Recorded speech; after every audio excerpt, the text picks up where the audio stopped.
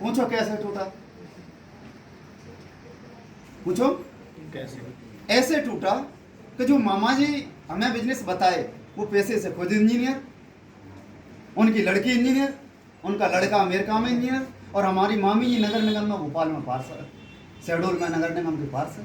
लगभग engineering line से 5 लाख रुपए उनके घर में आ रहे थे। तो क्या 5 लाख रुपए कमाने वाला फालतू होता है? ये भ्रम टूटा कि फालतू लोगों का काम भी नहीं। तीसरा भ्रम टूटा कि यहाँ प्रोडक्ट घटिया होते हैं।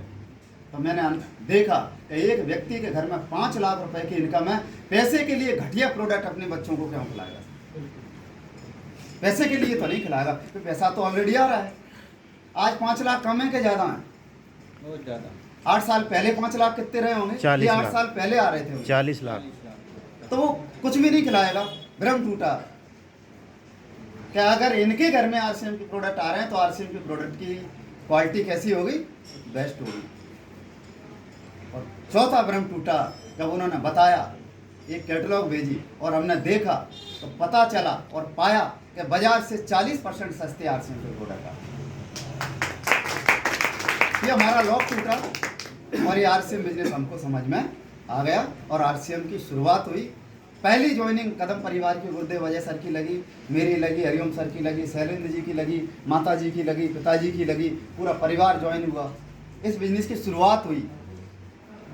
और कहते हैं कि कोई भी काम करो पैसे के लिए होता है सर।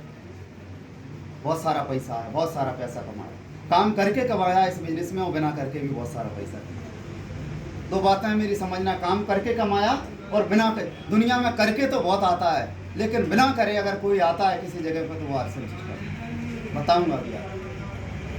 ये बिजनेस की शुरुआत हुई और एक 556 रुपये की पहली इनकम हमारी फैमिली की। बिजनेस बढ़ा, मीटिंगों में आए, सीखा, टीम बनी, संघर्ष हुआ, लोगों ने मना किए, हाँ किए। आप जैसे कुछ बुद्धिजीवी मिले, कुछ बुद्धूजीवी मिले, किसी ने समझाया, किसी ने हमको समझाया, किसी को हमने समझाया, कारवा बढ़ता गया।